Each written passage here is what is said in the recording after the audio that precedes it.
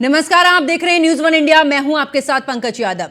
उत्तर प्रदेश के उन्नाव में सुबह एक सड़क हादसा हुआ। इसको देखते हुए रोंगटे खड़े कर देने वाला यह हादसे में 18 लोगों की मौत हो गई। इस हादसे की खबर फैलते ही लोग सख्ते में आ गए।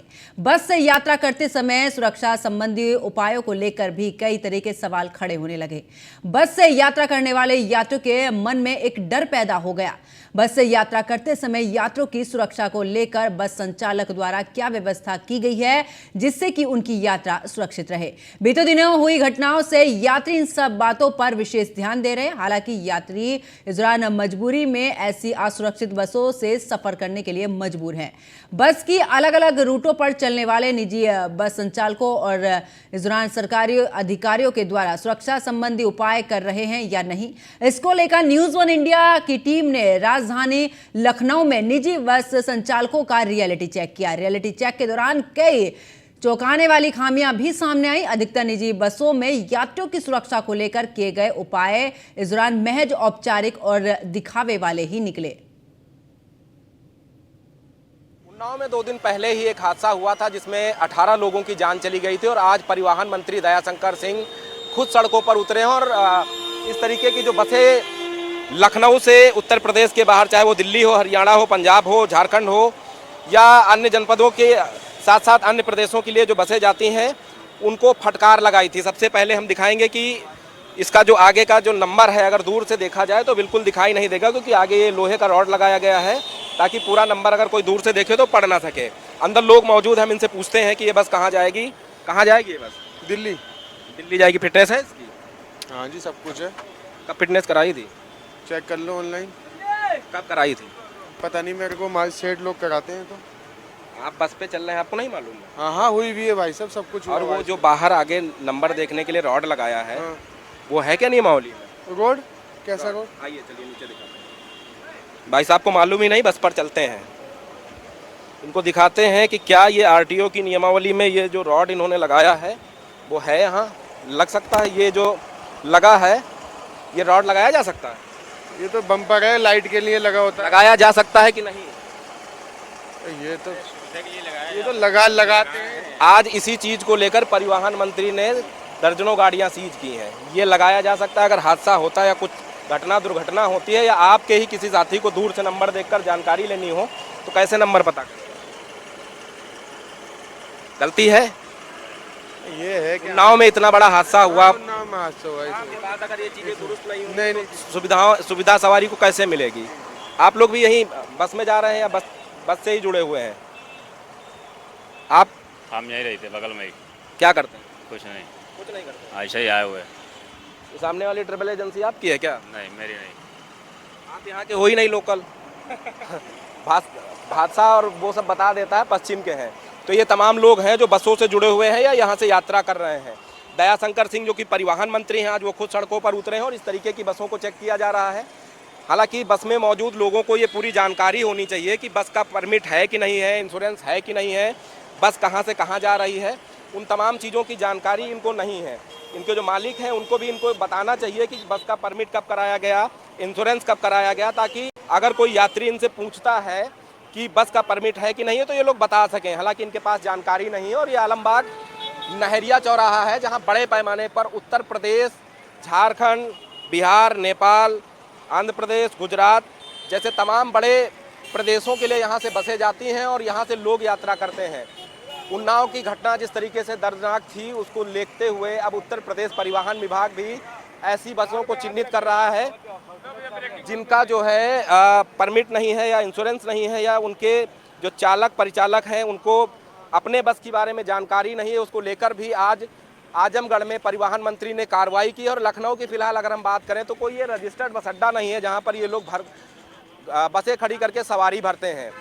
और भी बसें यहाँ पर आएंगी, हम उसकी भी पड़ताल करेंगे कि कितना ज़्यादा जागरूक चालक परिचालक हैं और कितने किलोमीटर की यात्रा ये लोग करते हैं। हमारी मौजूदगी इस समय नहरिया चौराहे पर है जहाँ पर आप देख सकते हैं कि लखनऊ से बाहर जो बसें जाती हैं या कहा जा सकता है कि लखनऊ या उत्तर प्रदेश के बाहर के जो रजिस्ट्रेशन वाली बसें हैं वो यहाँ से दिल्ली, पंजाब, हरियाणा, छत्तीसगढ़ और तमाम जगहों के लिए जाती हैं। चालक साहब मौजूद हैं, हम इनसे बात करेंगे। चालक साहब, कहाँ जाएगी ये बस, कहाँ से आ रही है? जयपुर जाएगी। कहाँ से आए हैं? लखनऊ से। लखनऊ रजिस्ट्रेशन तो आपका ये अरुणाचल प्रदेश का है। हाँ जी। कब इसका वो हुआ था, परमिट कब हुआ था? परमिट सब वो कागजों में है, कंप्लीट गाड़ी है। फिटनेस कब कराई थी? वो तो देखनी पड़ेगी। वो गाड़ी ऑनलाइन कंप्लीट है, इंश्योरेंस सब कंप्लीट है गाड़ी। आपको मालूम नहीं कब हुआ? आपको मालूम नहीं कब? डेट देखना पड़ेगा कब की हुई है ये। कितने लोग आप लोग एक साथ में जो है एक बस में चालक मौजूद रहते हैं? 2 कितने कितने किलोमीटर गाड़ी चलाते? 4 घंटे। उन्नाव में हादसा हुआ, आपको पता होगा। हाँ। उसके बाद प्रॉपर नींद लेते हैं क्योंकि सवारियों की जिम्मेदारी बड़ी होती है। नहीं अपन तो पूरी 2 ड्राइवर तो 2 नींद पूरी लेके चलते हैं। लेकिन आपको ये भी जिम्मेदारी आपकी बनती है कि आपको पता होना चाहिए जो गाड़ी वाहन आप चला रहे हैं उसका परमिट कब हुआ, उसका फिटनेस कब हुआ, उसका इंश्योरेंस कब हुआ, कब खत्म हो रहा है। नहीं मालूम है? अब वो देखना पड़ेगा, पर गाड़ी कंप्लीट है, कोई ऐसा नहीं है कि जो परमिट खत्म है या टैक्स नहीं है, इंश्योरेंस। लेकिन इसकी जिम्मेदारी आपकी बनती है ना जानने की कि आप चला रहे हैं, अगर हादसा होगा तो आपके ऊपर जिम्मेदारी बनेगी। सही है, लेकिन ऐसा है नहीं ना कि जो कंप्लीट गाड़ी है हमारी। एक और पीछे बस खड़ी है, हम इनके जो चालक महोदय हैं इनसे भी बात करने का प्रयास करेंगे कि आखिर ये बस कहाँ से जा रही। जैसे इन्होंने बताया कि ये जयपुर और लखनऊ चलती है, यानी कि राजस्थान और लखनऊ के बीच ये बस चलती है और डबल डेकर बस है, इसी तरीके की बस। और आप देख सकते हैं कि यहाँ पर भी अगर आप ऊपर खड़े होकर देखेंगे तो आपको बस का नंबर नहीं दिखाई देगा। अगर ये बस किसी हादसे को दावत देकर या कहा जा सकता है कि हादसे को अंजाम देकर चली जाती है तो नंबर पता करना मुश्किल है। ये तस्वीरें आप देखिए कि बिल्कुल भी ऊपर से नंबर नहीं दिखाई दे रहा है, जो कहीं ना कहीं नियमों को ताक पर रखने वाली बात हो गई। इसी चीज़ को लेकर आज परिवहन मंत्री ने कई बस चालकों को फटकार भी लगाई थी। इस बस पे कोई है?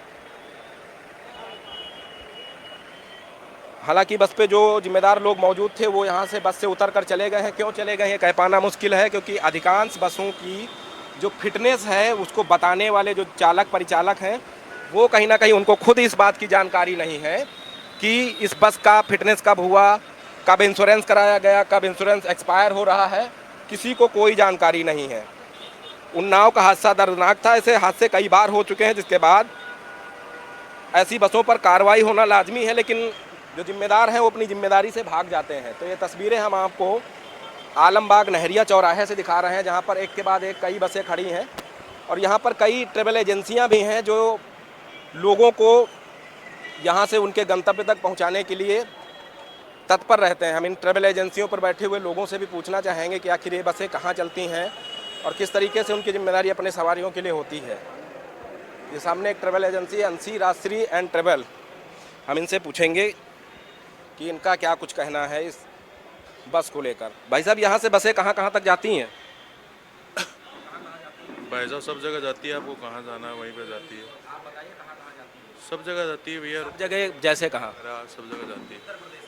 उत्तर प्रदेश में भैया अपने गोरखपुर जाती है, उत्तर प्रदेश के बाद उत्तर जयपुर जाती है, अजमेर जाती है, खाटू श्याम जाती है, दिल्ली जाती है। बताइए कहाँ जाना। आपके यहाँ से तमाम यात्री जाते होंगे। उन्नाव हादसा हुआ, 18 लोगों की जान चली गई। यात्रियों की सुरक्षा के लिए आप लोग क्या कदम उठाते? भैया एक तो बात है कि हम कोई भी एडवांस या ज़्यादा सवारी नहीं बैठाते हैं हमारी गाड़ियों में। हमारी ऑनलाइन गाड़ियाँ चलती है, उसमें वही सवारी बैठाएंगे जो हमारी बस में बुकिंग होगी। उसके अलावा भैया कोई केबिन वगैरह में नहीं बैठाते। हम ड्राइवरों को चेक करते हैं कि भैया उसने पी रखी है ना पी रखी है, कितनी सवारी है, लगेज वगैरह। मतलब कोई भी ओवरलोड का सामान नहीं रखते, चाहे उसमें सवारी हो, पैसेंजर हो, चाहे उसमें लगेज हो। कितने ड्राइवर रहते हैं एक बस में? हमारे बसों में 2 ड्राइवर रहते हैं, एक उसके साथ सपोर्टर खल्लासी रहता है जो कि सवारियों को उतारता चढ़ाता है।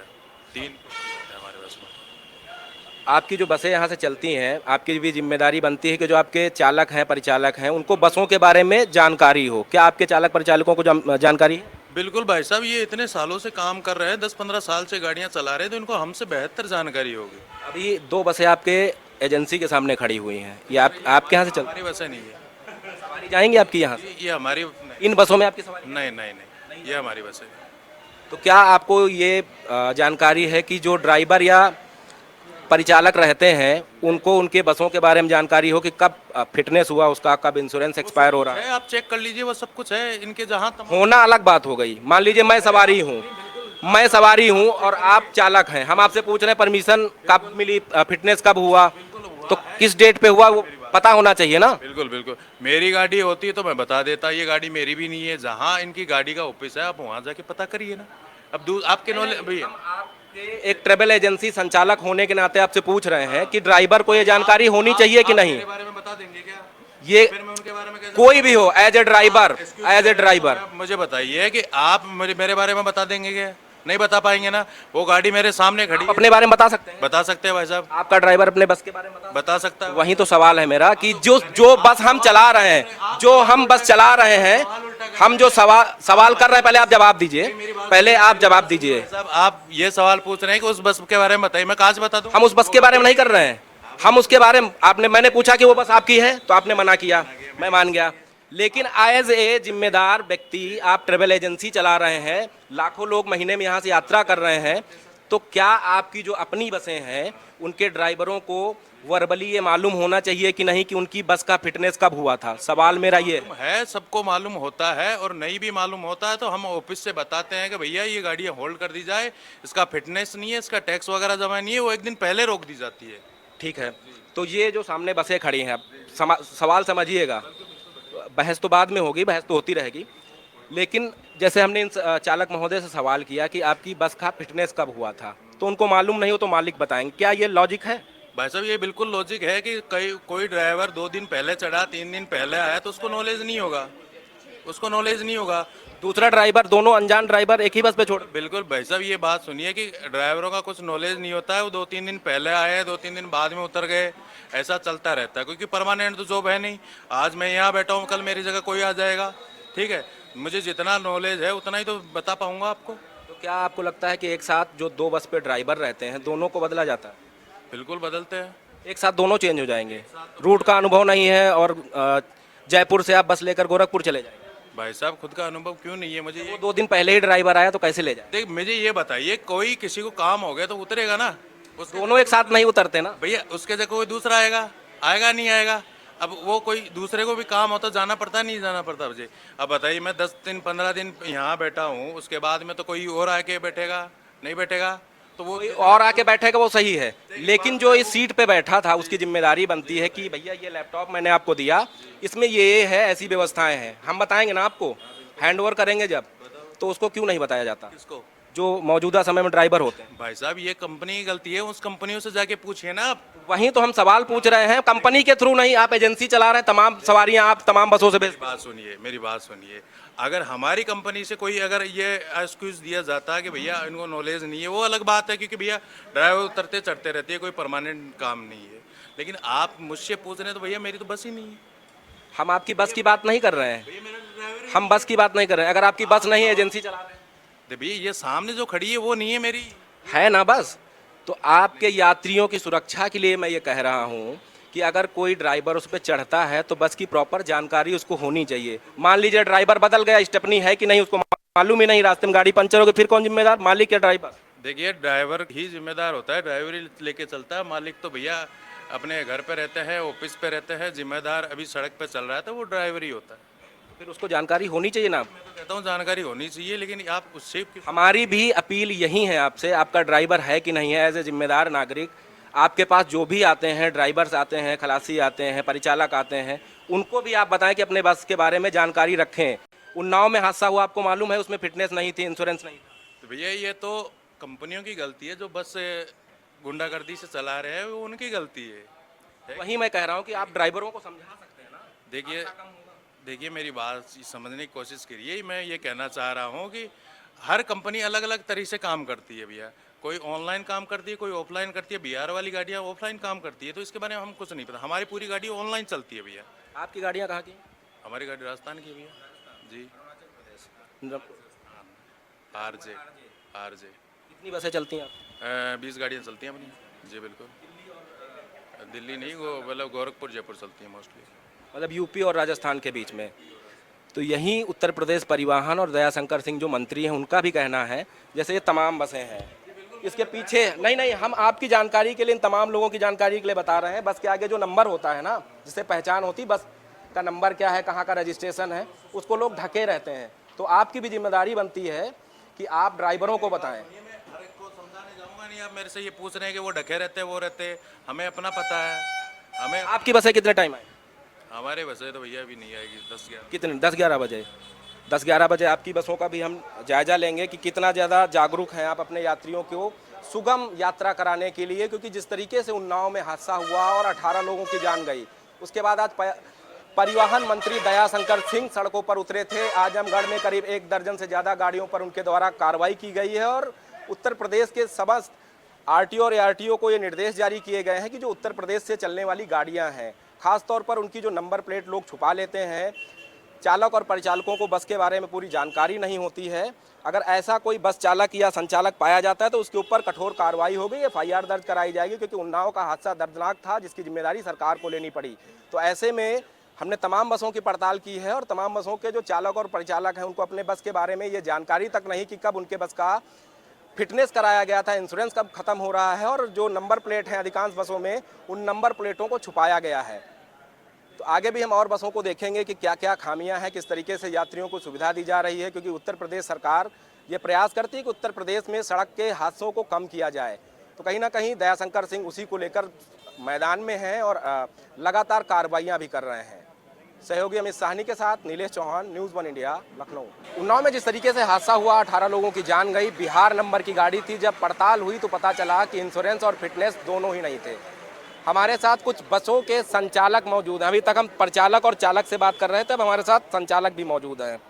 उन्नाव की घटना दुखद है, आप भी बस के संचालक हैं, क्या दिशा निर्देश अपने चालकों को देते हैं ताकि जो आपकी बसों से यात्रा करने वाले लोग हैं वो अपने घरों तक, अपने गंतव्य तक सुरक्षित पहुँचें? अपने ड्राइवरों को नहीं, सभी ड्राइवरों को ये मैं कहना चाहूँगा कि जितने भी पैसेंजर हैं अपने और अपने पैसेंजरों का गाड़ी का विशेष ध्यान रखें। किसी प्रकार का ओवर कॉन्फिडेंस या रोड पे किसी प्रकार का गाड़ी भगाने का सिलसिला ना जारी रखें।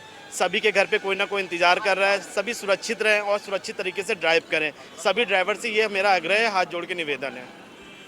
जो आपके बसों में चालक होते हैं, परिचालक होते हैं, खलासी होते हैं, उनको क्या बस के बारे में क्या जानकारी दी जाती है, किस तरीके से रूट पे चलना है, कब कब जो है अपने जो बस चलाते हैं उनको कब अपने रूट को बदलना है, कब ड्राइवर बदलना है?